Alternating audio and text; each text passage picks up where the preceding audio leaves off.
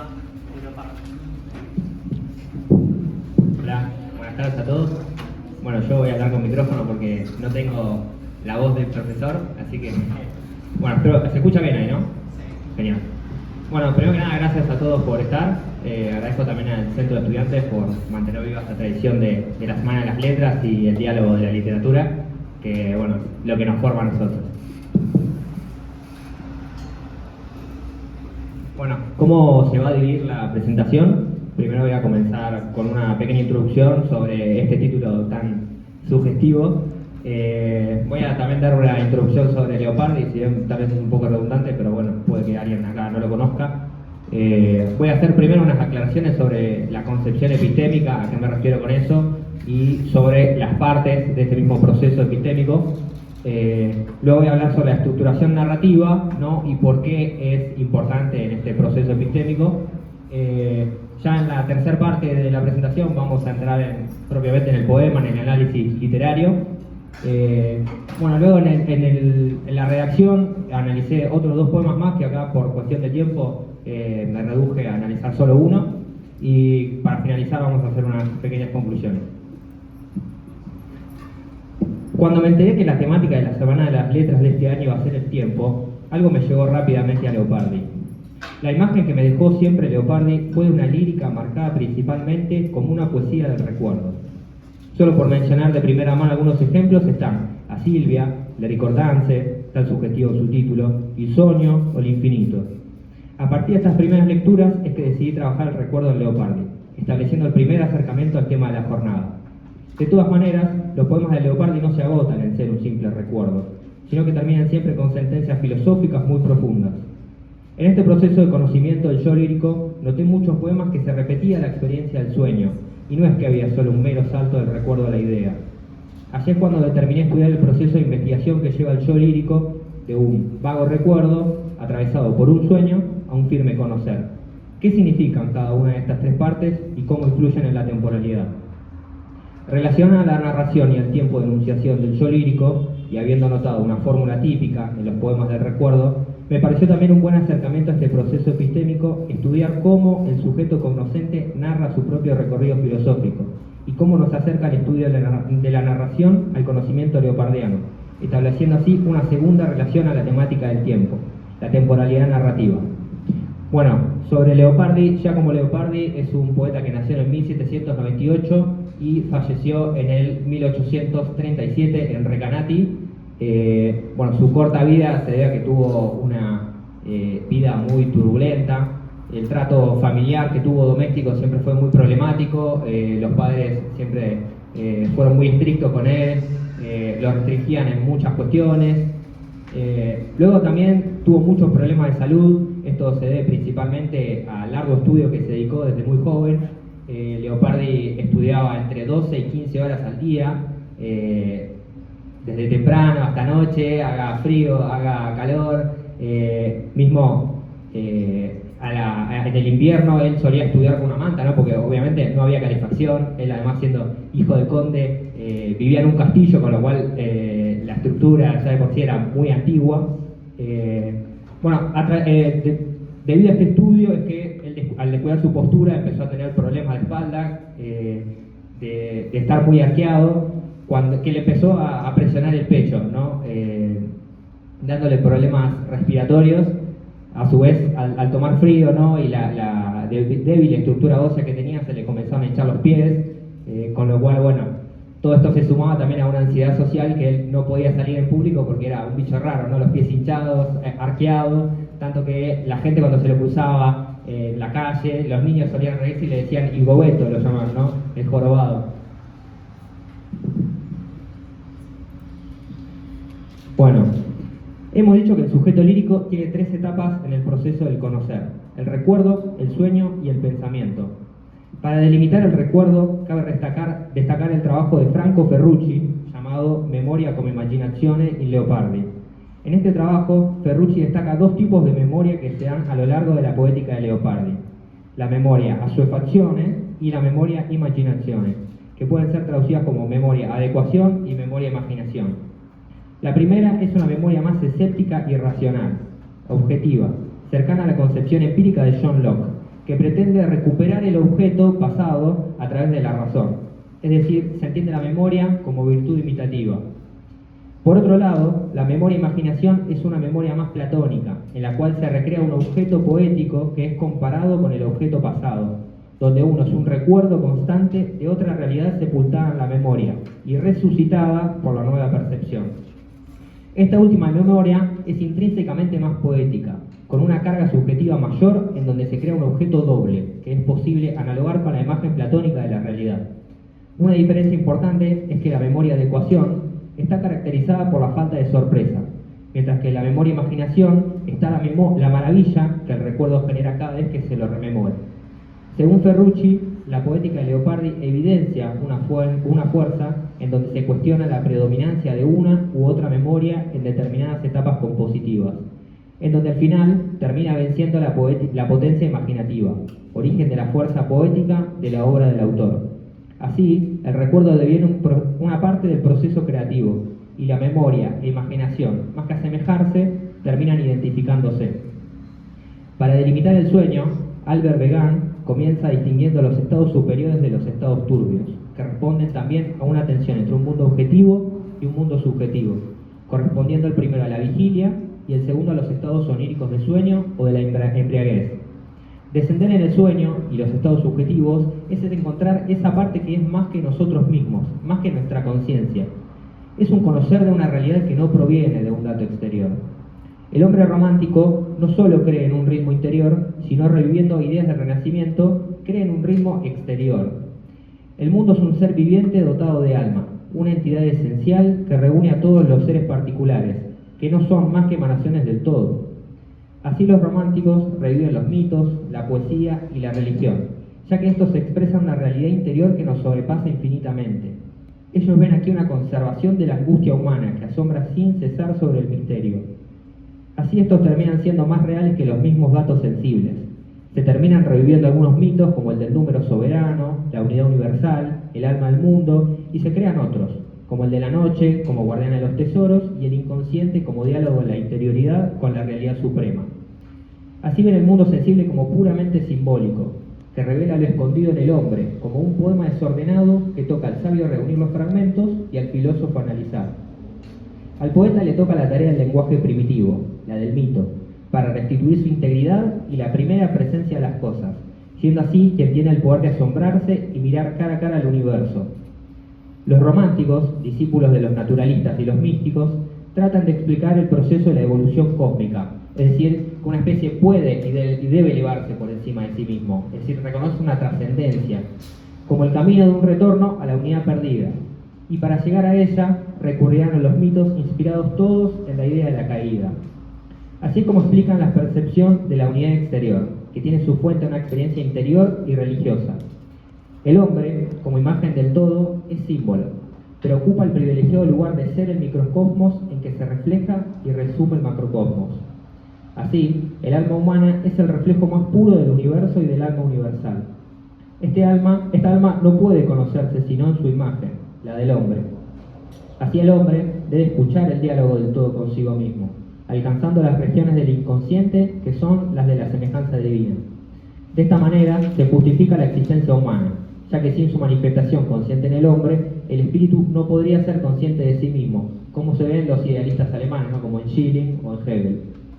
El hombre así puede abolir y redimirse del tiempo buscando en el amor, en el lenguaje, la poesía, el inconsciente, todo aquello que pueda recordarle sus orígenes, que redescubra en la naturaleza todo aquello que despierta en el fondo de su alma la emoción de una semejanza sagrada. Entre estos gérmenes adormecidos que debe cultivar se encuentra el sueño. Según la denominación del recuerdo como imaginación, el sueño parecería prestarse a la confusión en esta primera categoría. Para diferenciar ambas, hay que distinguir que el sueño se refiere a todo momento de éxtasis, donde se abandona momentáneamente a una existencia diversa. Es un estado donde el sujeto se abandona al ritmo de la naturaleza, y así se explican los estados de hipnosis, el magnetismo, sonambulismo, la exaltación poética, etc. Al ser el alma un lugar de contacto con el alma universal, el sueño termina siendo una prefiguración de la muerte. En el sueño, o muerte de la percepción sensible, en el desvanecimiento de la razón, es donde podemos acercarnos al único conocimiento importante, el de Dios y el cosmos, y unirnos a ellos gracias a la muerte de todo lo que nos separaba. El pensamiento, por lógica, será la enunciación del conocimiento verdadero experimentado por el sujeto lírico. Conociendo así la cosmovisión del hombre romántico, comprendemos que aquel pensamiento que se enuncie será en relación con el orden del mundo. Desde el punto de vista narratológico, debemos considerar dos dimensiones temporales. Una temporalidad externa, que corresponde a la interacción verbal, o en el caso de las producciones escritas, a la producción y publicación del texto. Y una doble temporalidad interna, una que corresponde al tiempo diegético, es decir, de la historia contada, y otra que abarca la linealidad de los enunciados y coincidirá con la temporalidad externa en el relato oral. En esta última temporalidad, siguiendo a Christian Metz y a Gerard Genette, hablaríamos de historia como significado o contenido narrativo y de relato como significante, enunciado, discurso o texto narrativo. Para analizar la obra poética de Leopardi desde el punto del relato, me parece interesante tomar la secuencia como unidad textual. Desde la secuencia prototípica de los relatos podemos reconocer 5 proposiciones narrativas: la situación inicial, el nudo, la reacción, el desenlace y la situación final. Reducida a su estructura mínima, la misma corresponde a la estructura ternaria de introducción o planteamiento, nudo y desenlace. Esta estructura ternaria se considera esencial, ya que responde al principio aristotélico de unidad de acción, en el que las acciones deben sucederse de forma cronológica. En el relato también debe darse una transformación. La transformación que se da en el relato responde también a una transformación temporal, revelando a su vez una estructura ternaria que es fiel a la lógica de la historia, que puede enunciarse como situación inicial, transformación, que puede ser realizada o sufrida, y situación final. El mecanismo de la transformación en el relato corresponde a un nudo que desencadene la intriga, de manera que las acciones constituyan un todo global. Bueno, ¿por qué nos es útil reconocer la estructura narrativa? Había animaciones, pero bueno, no se ve. Justamente porque la unidad de acción de este principio aristotélico lo que hace es sostener, fundamentar que las acciones que se sucedan en el mismo relato, en la misma narración, tengan una lógica interna entre ellos.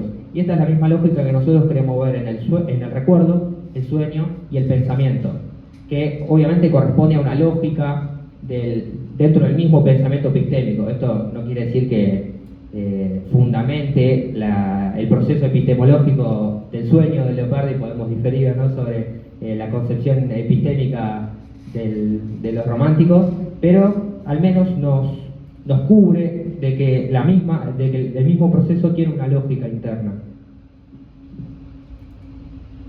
Bueno, el poema consta de 3 etapas propias de la estructura ternaria que corresponden al recuerdo, sueño y pensamiento. El recuerdo podemos marcarlo entre los versos 1 y 13 en el poema Il primo amore. El recuerdo aquí tiene la función típica introductoria, presenta como agente al sujeto lírico y sitúa temporalmente en un pasado remoto. La introducción versa principalmente sobre los acontecimientos que serán de importancia a la narración, que es el primer enamoramiento que sufrió el sujeto y cómo eso le afectó. El recuerdo tiene aquí la función de dar verosimilitud al relato, y si consideramos la disertación de Ferrucci sobre la memoria e imaginación, es también una licencia para dar vuelo libre a la imaginación del poeta. Cito los 3 primeros versos. Acá en la presentación, bueno, a mano derecha tienen el italiano original y a mano izquierda se encuentra una traducción. Torni alla mente e di che la battaglia d'amor sentì la prima volta, e dissi, oimè, se questo amor come travaglia. La secuencia del sueño corresponde aquí con el nudo y reacción situada entre los versos 13 a 63. Es la parte narrativa en donde se da más tensión y donde la intriga es formada. El sueño se nos introduce primero en un cambio verbal, donde el sujeto lírico deja de rememorar y, subordinado ya al recuerdo, comienza una exhortación directa a su corazón preguntándole por qué sufría si estaba enamorado. Leo los versos 22 a 31. Ed ov'io tristo ed affanato e stanco gli occhi al sonno chiuda, come per febbre rotto e delirio il sonno vegna manco. Oh, come vivo in mezzo alle tenebre sorge la dolce mago, e gli occhi chiusi la contemplavan sotto le palpebre. Oh, come suavissimi diffusi moti per l'ossa mi serpeano. Oh, come 1000 nell'anima s'avivi, confusi pensieri si volgiano. Así se nos es presentado el sueño, como pensamiento del corazón manco, es decir, faltante o corto. Sobre esta calificación del sueño yo sostengo que debe ser a la imperfección con la que el poeta estableció contacto con la otra realidad, no que refiera a una comunicación imperfecta o de calidad errónea. Además, si consideramos la temporalidad del relato del sueño, la descripción que se halla es de por sí vaga y es narrada simplemente en 3 versos. Es así el sueño un momento de éxtasis, donde el sujeto simplemente calla y contempla aquello que se le aparece, concediendo un momento en el que sus pensamientos cambian, a su vez que vive una experiencia física. El agente sufre aquí un proceso de conexión con el alma del mundo, donde experimenta una comunicación con aquel mundo primitivo. Descripción del sueño que recuerda el poema de Ungaretti: quando ogni luce spenta e non vedo che i miei pensieri, un'Eva mi mette sugli occhi la tela dei paradisi perduti. Este momento es descrito con tanta potencia que recuerda la imagen del poeta místico, muy típica del romanticismo, aquel sujeto pasivo que recibe como revelación el orden del mundo divino. Luego de la acción del sueño se da el desenlace, aún parte del recuerdo. El desenlace aquí resuelve la intriga del sueño y alivia la tensión narrativa. El relato se distancia secuencialmente muy posterior al sueño con adverbios como poi, alor y polla. El pensamiento comienza ya en el verso 64, con un cambio gramatical, cuando cambia del pasado remoto al imperfecto. Este tiempo verbal es usado para acercar lo narrado al enunciador y reflexionar sobre cómo aquellos acontecimientos repercuten y los interpretan en el presente. Leo los versos 73 al 78. Anche di gloria amor tacciami allora nel petto, cui scaldar tanto soglia, che di beltà di amor vi fea dimora. Negli occhi ai notti studio rivolgia, e quelli m'apparian vani, per cui vanno ogni altro desir che tutto abbia. Acá vemos cómo el sueño del sujeto lírico reconoce que hay una jerarquía de amores, reconociendo que el amor de la gloria es inferior al amor de la belleza. La gloria que el sujeto perseguía con el intenso estudio se volvía irrelevante frente a este nuevo amor que se presenta. Se presenta una jerarquía de amor que recuerda a Platón, la cual lleva a pensar que esa dolce imago que se le presentó es acaso la belleza pura, con la cual Leopardi tomó contacto.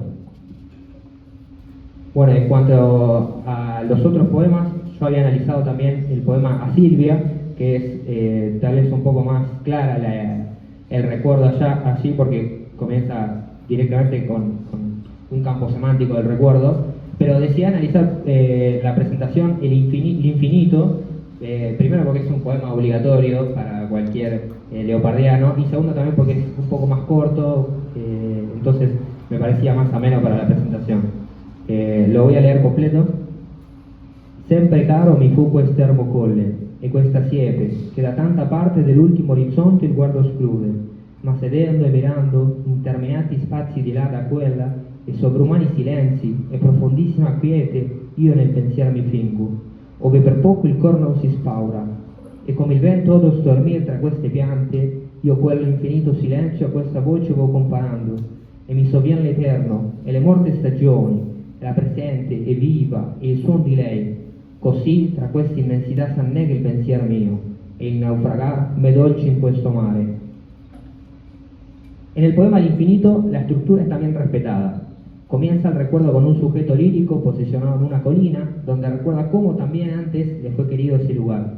Así comienza el sueño en el verso 3, con una descripción de él asumiéndose con la naturaleza, donde el léxico nos es muy sugestivo, con descripciones como interminati spazi, sovrumani silenzi, el pensiero mi fingo, profondísima quiete, infinito silencio, e mi sovvien l'eterno. Acá no se da propiamente un recuerdo como en un sueño, como lo es en Il Primo Amore, o como lo es en Il Primo Amore, pero sí lo que se da es un éxtasis, no hay una pérdida del yo por una experiencia estética. Acá es muy claro, me parece, como el sujeto está posicionado en este ermo colle, la colina solitaria, y ve esto, ve lo otro, ve lo otro, ve lo otro, entonces termina, digamos, saliéndose del yo mismo, ¿no?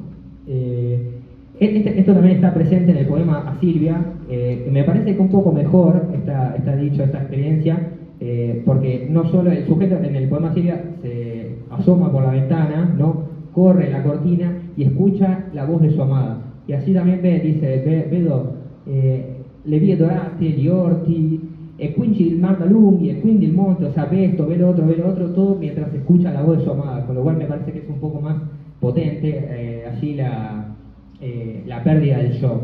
Y bueno, y también tiene 2 versos que me parecen hermosos en A Silvia, que me recuerdan mucho a Dante, al canto primero del paraíso, cuando Dante se reencuentra con Beatriz y dice, significar per verba non si puede, o sea, no puede expresar eso en palabras. Y acá me parece que hay también una intertextualidad con esto, porque hay dos versos que dice, lingua mortal non dice, quel ch'io sentiva in seno. Que bueno, creo que se entiende en español, ¿no? La lengua mortal no puede decir aquello que siento en el seno, en el pecho. Bueno, volviendo con el infinito, así luego de esta secuencia, el sujeto nos confiesa que no ha podido mesurar esta gran experiencia que ha tenido. Così tra questa inmensidad, sanen el pensier mío. Esto en los versos 13 y 14. El pensamiento no es enunciado con máximas o reflexiones, sino mediante una metáfora en el verso final, en el verso 15 que dice, il naufragarme dolce in questo mare.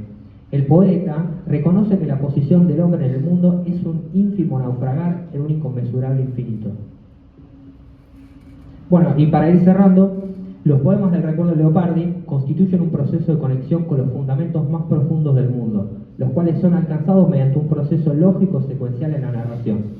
Para llegar a esta ruptura del espacio-tiempo, el poeta, desde un presente de enunciación, comienza a moverse libremente por el pasado a través del recuerdo, donde a través de la memoria e imaginación se permite romper con la lógica de la realidad enunciante. A través del sueño, subordinado al recuerdo, logra ya romper definitivamente con la temporalidad para moverse a través de la realidad arcana que debe comunicar. Ya vuelto al presente de enunciación, enuncia lo siempre presente. Es aquí, en el pensamiento, donde procura comunicar lo experienciado. Así Leopardi nos deja una reflexión sobre el tiempo. El pasado es un mero recuerdo, el presente es enunciación, el futuro es morir y el alma es amor. Muchas gracias.